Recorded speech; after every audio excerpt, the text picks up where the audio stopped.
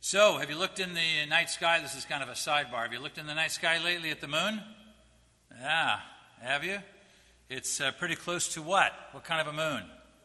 Full moon. You know what that means? Who said werewolf? No, not werewolf. No, what's the new moon? Full moon. Middle of the month, the lunar month, and that's the feast is only a day or so away. And obviously that's what we're thinking about if you have been on a different planet not to. And I'm going to try something a little different today. This message is technically not a two-part. It's like a 1 1/4 or 1 1/3 message. And the second message will overlap greatly, or to a small degree. I'll try and complete that at the feast, but this one will have the basic nuts and bolts of what I want to try and get across. And if you're interested, it's usually up on YouTube unless they say something really off the wall, and they don't put it up. But this Sabbath is the last Sabbath. We are a little inkling of it in the first message. This is the last Sabbath before the Feast of Tabernacles. So it's roughly about 36 hours or so, and we enter a different time, and we enter holy time, very special time. But this particular time period before the feast is mirrored in one of the books of the law. Very interesting time. Just before the Feast of Tabernacles. Sort of. Just before entering the promised rest of God. Sort of. So turn with me, if you would, to Leviticus chapter 23. We're going to spend most of our time, not in this book, but another, but I want to set the stage, because you're going to be hearing a lot about Leviticus 23. And I know that in most of the ministers' Bibles, Leviticus 23 is usually, if their Bible is more than 4 or 5 years old, it's pretty well marked up because it is so important to us. In chapter 23, verse 41, we're given a picture of the time that we're about to enjoy. You shall keep it as a feast of the Lord 7 days in the year. It shall be a statute forever in your generations. You shall celebrate it in the 7th month. You shall dwell in booths for 7 days. All who are native Israelites shall dwell in booths, that your generations may know that I made the children of Israel dwell in booths when I brought them out of the land of Egypt. I am the Lord your God. And Moses declared to the children of Israel the feasts of the Lord. And so this is one of the very first times that we're told a reminder of the tents of wandering, or the Sukkot, the tabernacles of wandering. Hebrews chapter 3 and 4 also pictures this rest like a Sabbath to God's people. It's very important. It pictures to us the millennium, the stepping stone to the very and actual kingdom of God after Christ's return, which we just celebrated. Since we are entering these days just before the feast and all that it means, I'd like to explore with you one of the most pivotal sections in all of the Bible, in the entire Bible. It's a series of words that I think pictures these days, very close to them. They're referenced, this particular time period, referenced throughout the law, the prophets, and the writings, and on into almost every book of the New Testament. This section is mentioned in one way or another. We're about to enter the feast. Can we gain any lessons from this rather long story, which we'll try to read not through too quickly? And more biblically phrased, we're entering the land. We're entering the feast. So as we do so, we cross over. It's very much like Israel did. Leviticus asks we remember both events. It demands that we have temporary dwellings of some sort. Israel, you'll remember to compare them with us, they were physical, so were we. We're physical. They dwelt in temporary dwellings. We dwell in condos. They expected a promised land or a rest. We expect a promised land and a promised rest. They saw miracles from God. We have seen miracles from God. And now we're going to read the story of their response to these events. Turn with me, if you would, to Numbers 13, which we'll spend the majority of our time.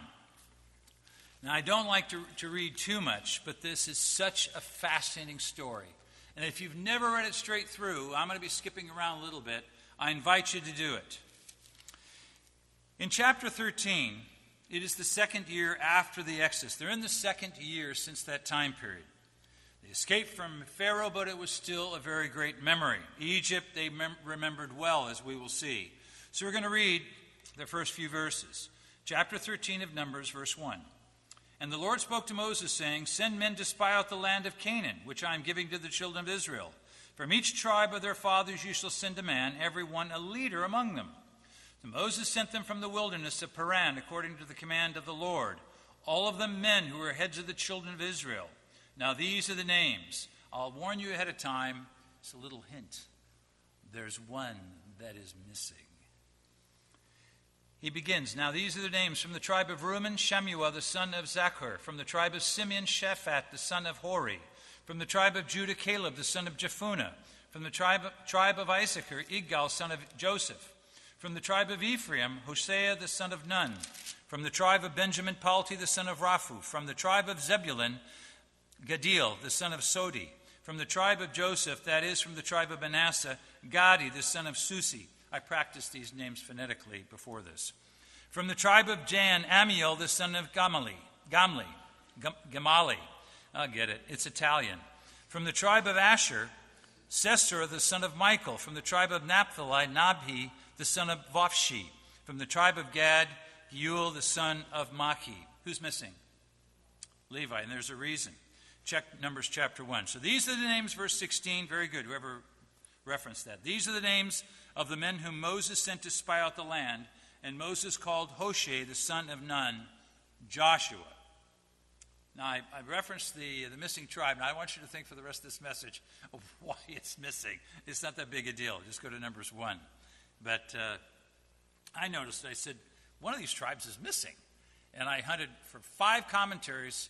I think I knew the reason, but I wanted to see what the commentaries said. None of them had it but one.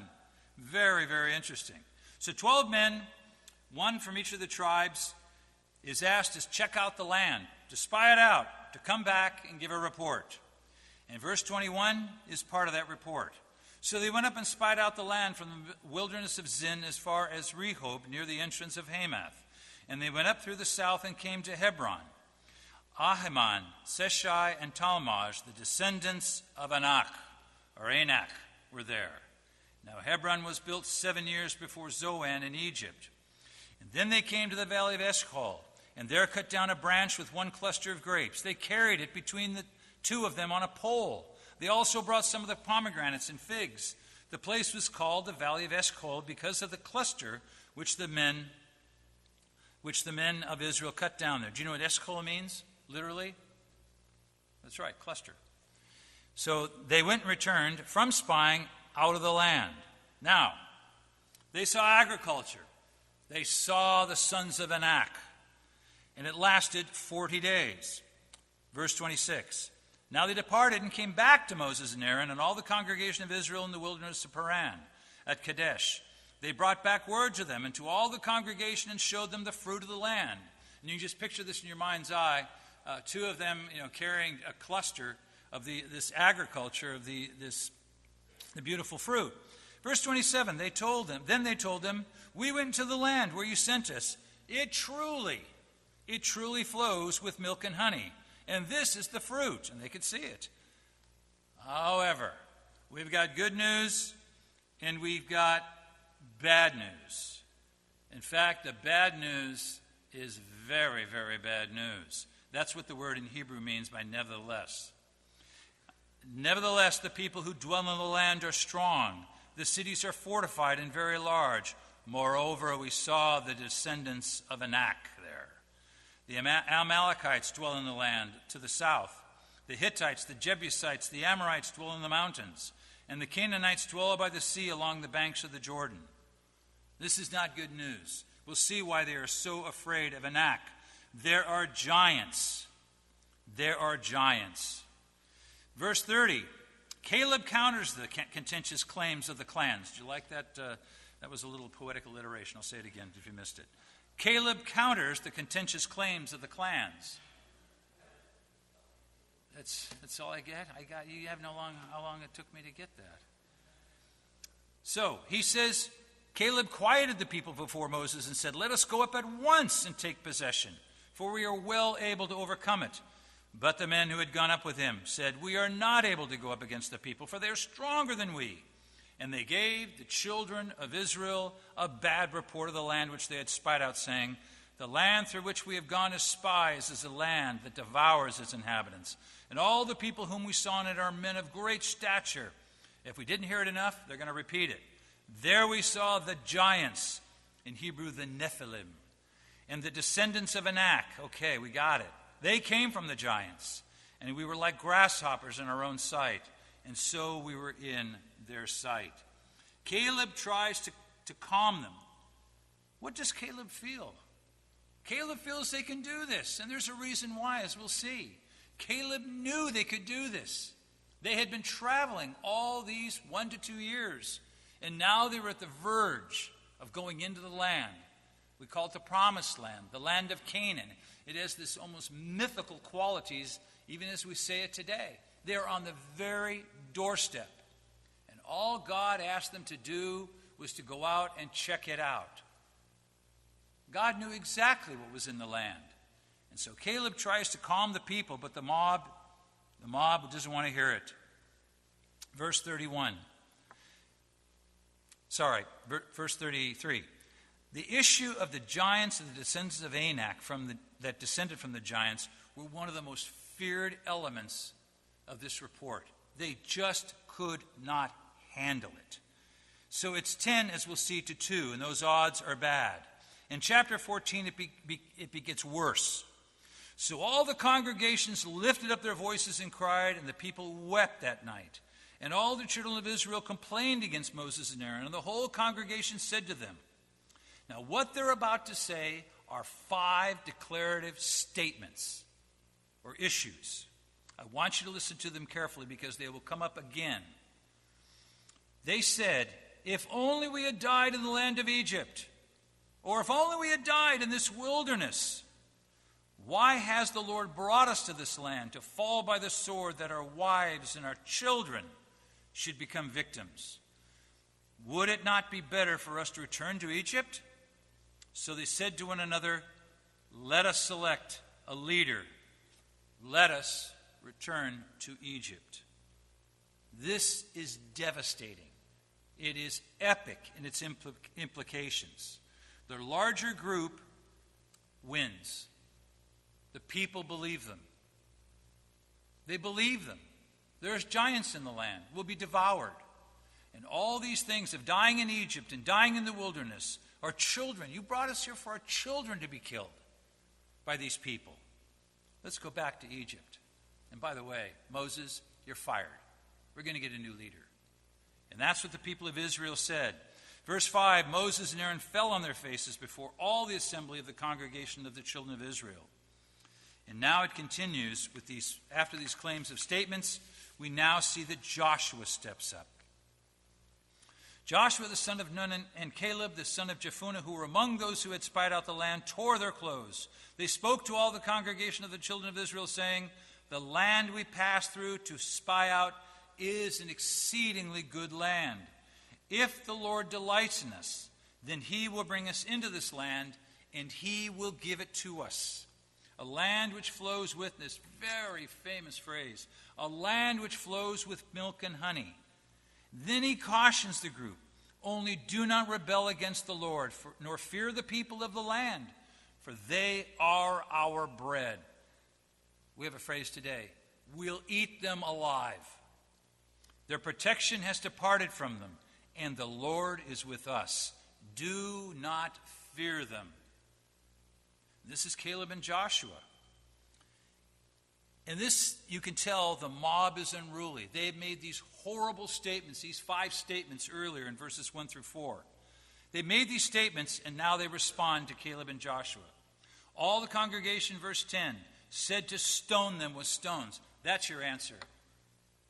That's your answer. Now the glory of the Lord appeared in the tabernacle and meeting before all the children of Israel. Verse 11 begins a very interesting section. I believe that this is Jesus Christ, who we know as this Lord here that spoke to Israel. Then the Lord said to Moses, "How long will these people reject me?" He asks another question. How long will they not believe me with all the signs which I performed among them? He has an answer. God has a response. He has a very definite response. Because during these signs, in these last 2 years, and you can read the first 12 chapters, 13 chapters of Numbers, and see the signs and wonders. And in the book of Exodus, God asks these questions and says, they've rejected me. They don't believe me. They don't believe any of the signs were worth anything which I performed among them. And therefore God has an answer, especially to those 5 statements. I will strike them with a pestilence, and I'll disinherit them. They'll be dead. And I will make you, speaking to Moses, a nation greater and mightier than they. You know what? God says, they got a problem with what I've given them? This is a real easy fix. Real simple fix, God says. I'll get rid of them. I'll wipe them out. And I'll start all over with you, Moses. A nation, he says, that is greater and mightier than these people. Moses has a chance to respond. Was God serious? Was God testing Moses? I believe he was, much like he tested Abraham. He laid the questions before Moses, and Moses' test, and I ask you, how would you have responded? Wipe out all these people, and we'll start all over with you. It's a pretty heady thing, especially when it's God who's speaking to you. And so this is really the crux of this entire day, or these few hours, where this back and forth occurs between the children of Israel, Caleb and Joshua, Moses and Aaron. Let's see how he responds. In verse 13, Moses said to the Lord, then the Egyptians will hear of this, for by your might you brought these people up from among them, and they will tell it to the inhabitants of this land. They have heard that you, Lord, are among these people, that you, Lord, are seen face to face, and your cloud stands between them, and you go before them in a pillar of cloud by day and in a pillar of fire by night. And that's why I think it is the person we know as Jesus Christ. He says, Egypt will hear about this. Egypt. And they will say, you have brought the people here to be killed. It's exactly what the Israelites have said. Don't do this. Don't do this. He says, verse 17, and now I pray, let the power of my Lord be great, just as you have spoken, saying, the Lord is long-suffering and abundant in mercy, forgiving iniquity and transgression, but by no means clears the guilty, visiting the iniquity of the fathers on the children to the 3rd and the 4th generation. Pardon, therefore, the iniquity of this people, I pray, according to the greatness of your mercy, just as you have forgiven this people from Egypt even until now. Moses says to God, don't stop. Don't let it end here. He doesn't say anything about him being part of a new nation. And Moses pours his heart out and he says, don't do this. God knew all of this. The answer is very, very interesting. But we need to think before that. Did Israel offer one bit of regret? Did Israel say one word of repentance? Did they offer one word that they were sorry what they had done and we didn't mean it? We don't hear of it. Not yet we don't. We may later. Verse 20 is God's response. Then the Lord said, I have pardoned according to your word. But truly as I live, all the earth shall be filled with the glory of the Lord, because all these men have seen my glory and the signs which I did in Egypt and the signs I did in the wilderness. They have put me to the test these 10 times. Now that's, you want a good study, maybe you can do it during the feast. What were those 10 times? They're not enumerated here. They have put me to the test now these 10 times and have not heeded my voice. They surely shall not see the land, which I swore to their fathers, nor shall any of those who rejected me see it. But my servant Caleb and later Joshua, Caleb who has a different spirit and has followed me fully, I will bring into the land. Verse 25. Now the Amalekites and Canaanites dwell in the valley. Tomorrow turn. Notice this command by God. Notice, tomorrow turn and move out into the wilderness by the way of the Red Sea. In other words, go back. Turn around and go back. These people will not see the land. Caleb, and we'll see later this Joshua. But can you understand why God is so frustrated? He said he had done these signs in Egypt, the plagues, which we recount during Passover and Days of Unleavened Bread. He did it in the wilderness. And I invite you to read the first 13 chapters of Numbers. He says it means nothing to them. Therefore, since these signs, these wonders and miracles mean nothing to them, they will not see this land that I have promised them. He doesn't blot them out as he originally wanted to do. He doesn't start over with Moses, as he kind of suggested to Moses, but he still punishes them. However, he has forgiven them. And that's a whole nother discussion. To be forgiven without repenting and still be punished, but forgiven, pardoned. So now God delivers even more fully the punishment. Verse 26, and the Lord spoke to Moses and Aaron, saying, how long shall I bear with this evil congregation who complain against me? I have heard the complaints with the children of Israel that have made against me. So say to them, as I live, says the Lord, just as you have spoken. Remember those words, just as you have spoken. And he's going to start to begin to answer or respond to the 5 statements that they made. Do you recall them? We should have died in Egypt. That was past. They should have died in the wilderness. Well, let's read it. He says, just as you have spoken in my hearing, so I will do to you. The carcasses of you who have complained against me shall fall in this wilderness. All of you who are numbered according to your entire number, from 20 years old and above, except for Caleb the son of Jephunneh and Joshua the son of Nun, you shall by no means enter the land which I swore I would make you dwell in. But your little ones, whom you said would be victims. In fact, they accused God of allowing their children potentially to be killed. That's why you brought us out here, for our children to be killed and our wives. He said, your little ones, whom you said would be victims, I will bring in. They shall know the land which you have despised. But as for you, he repeats it, your carcasses shall fall in the wilderness. And do you remember that? Your sons shall be shepherds in the wilderness 40 years and bear the brunt of your infidelity until your carcasses are consumed in the wilderness. According to the number of days in which you have spied out the land, 40 days for each day shall bear your guilt. 1 year, namely 40 years, and you shall know my rejection. I, the Lord, have spoken this. I will surely do so to all this evil congregation who are gathered together against me. In this wilderness they shall be consumed. There they shall die.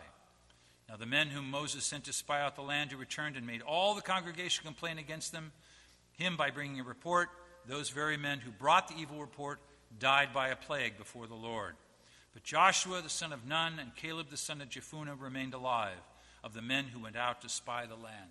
2 survived. The rest were killed. Even though they are pardoned from death, the penalty remains. God says, I heard you loud and clear. I heard the very words you used, and I am going to use the words you used. The 5 statements were we should have died in Egypt if this is what he's bringing us to. Well, that was past. He couldn't change that. We should have died in the wilderness. God said, wish granted. Done. Done. Intent is you wanted to kill our children? Guess what? Wrong. We're sparing the children. We'll go back. Wish granted again. You will. You're going to go back. Back toward Egypt, but not in Egypt. We'll pick a new leader. That's what Israel said. God said, good. Try that. I'm picking a new people. We're keeping the leader. The side notes here are further details of the punishment.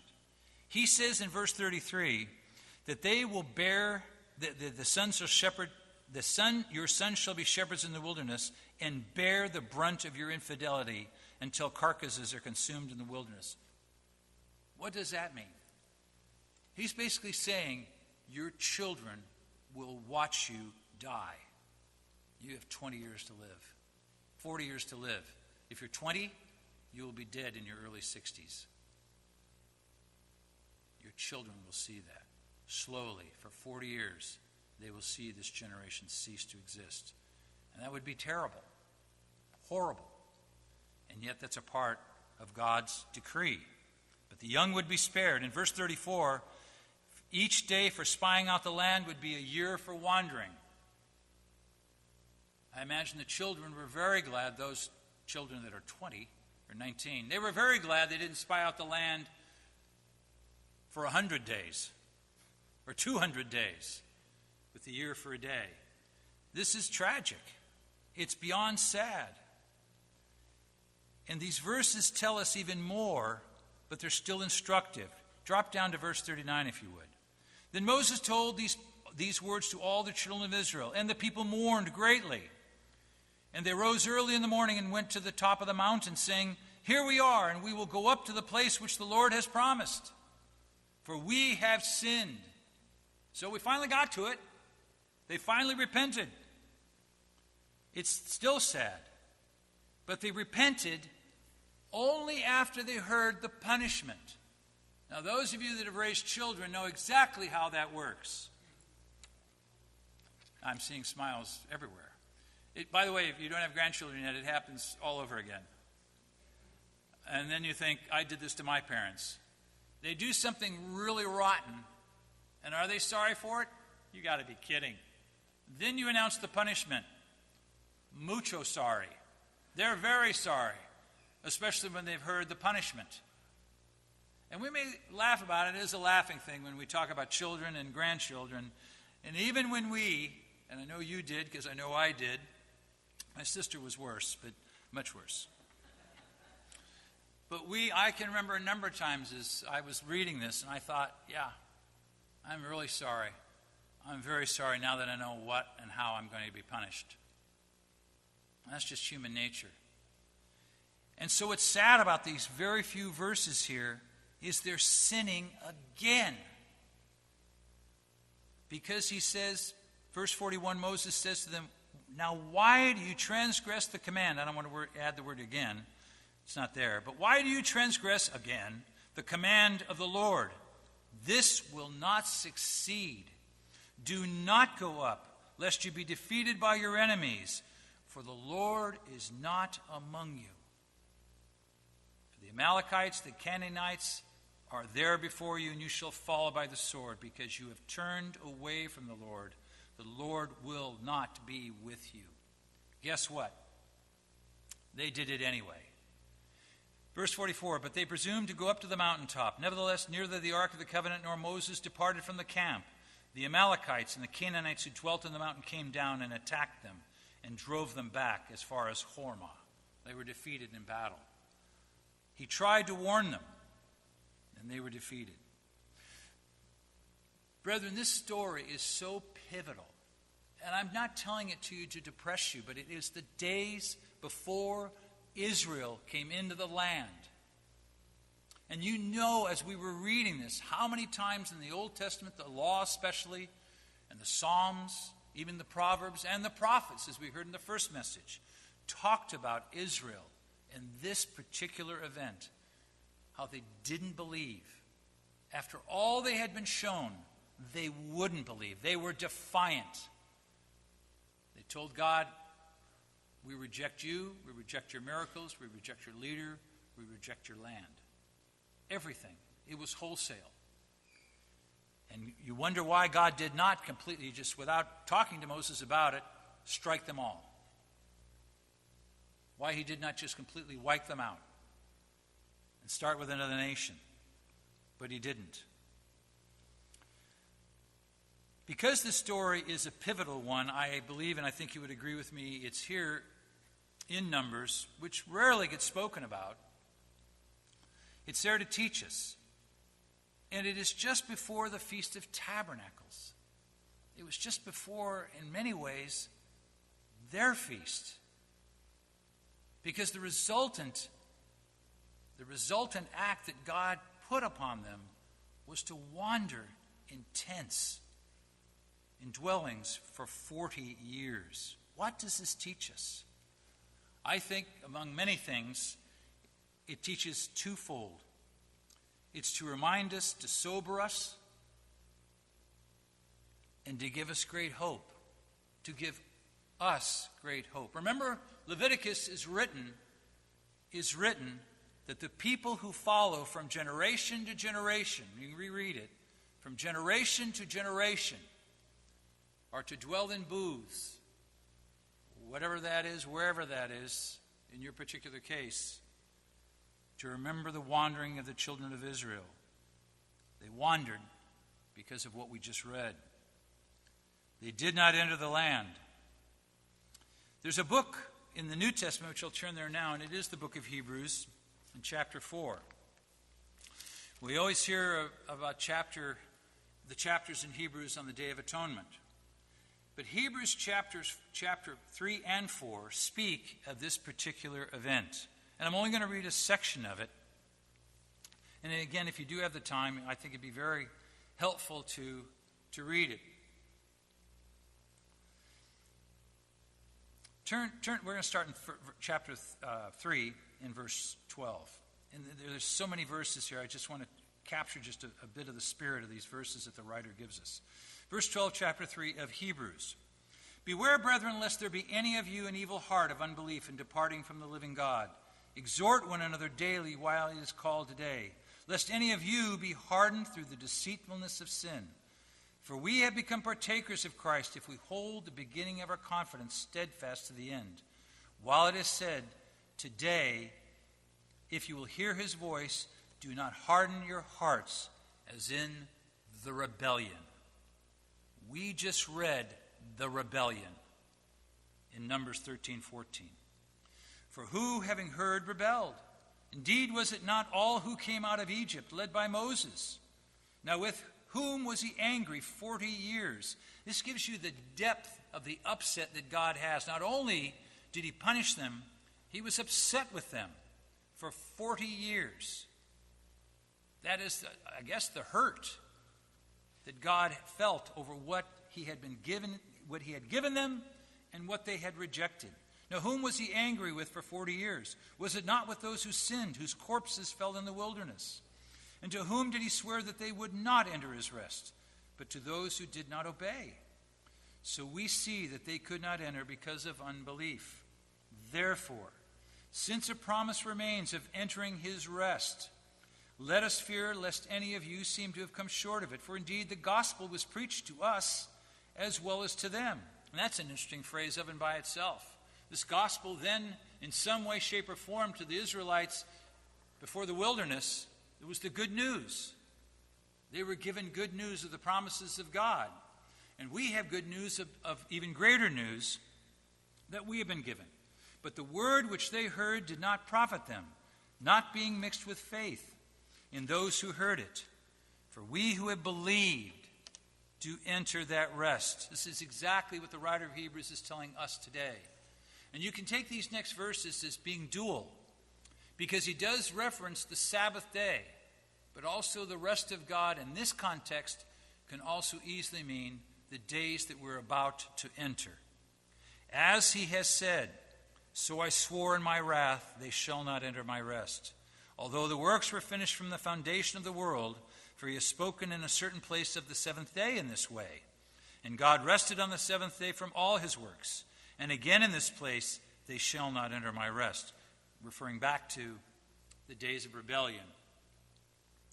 Since therefore it remains that some must enter it, and those to whom it was first preached did not enter because of disobedience, again he designates a certain day, saying in David, Psalm 95, today, after such a long time, it has been said, today, if you will hear his voice, do not harden your hearts. For if Joshua had given them rest, then he would not have spoken of another day.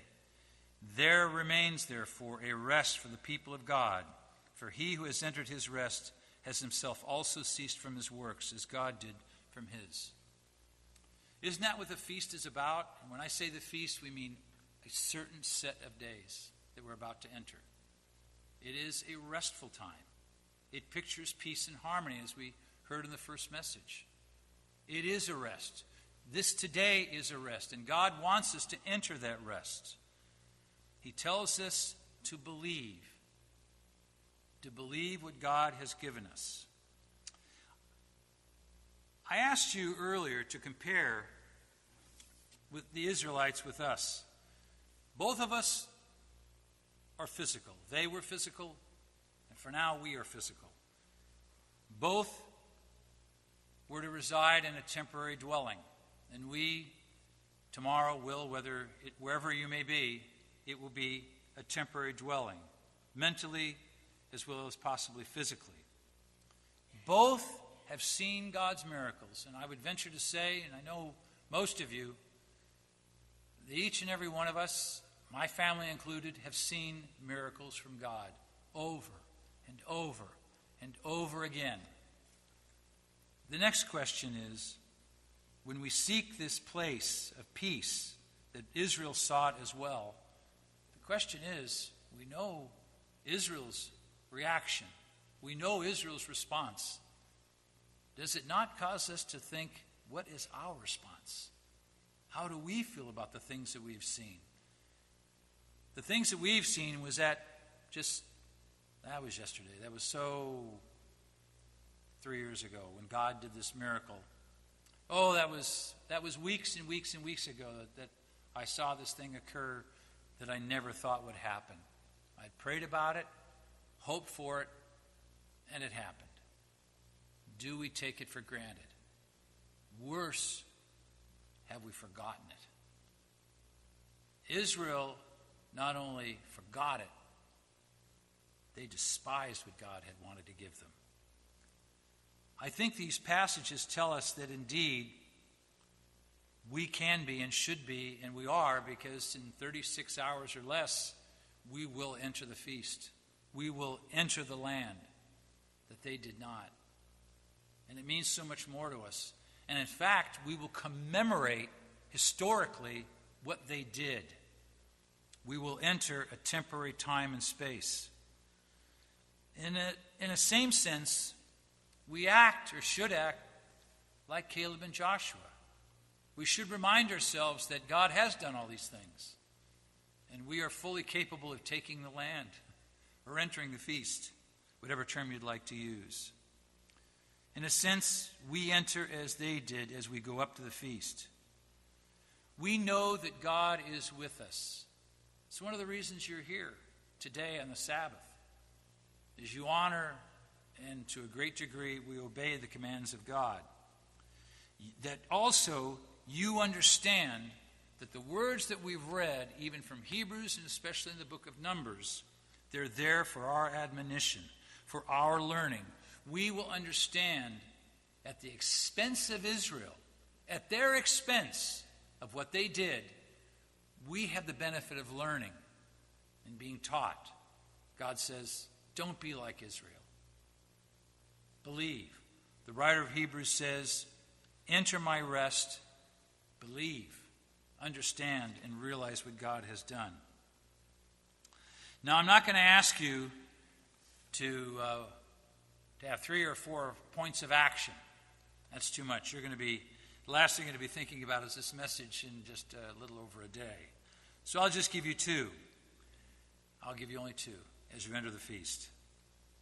Remember the tents of Israel, as we are commanded in Leviticus.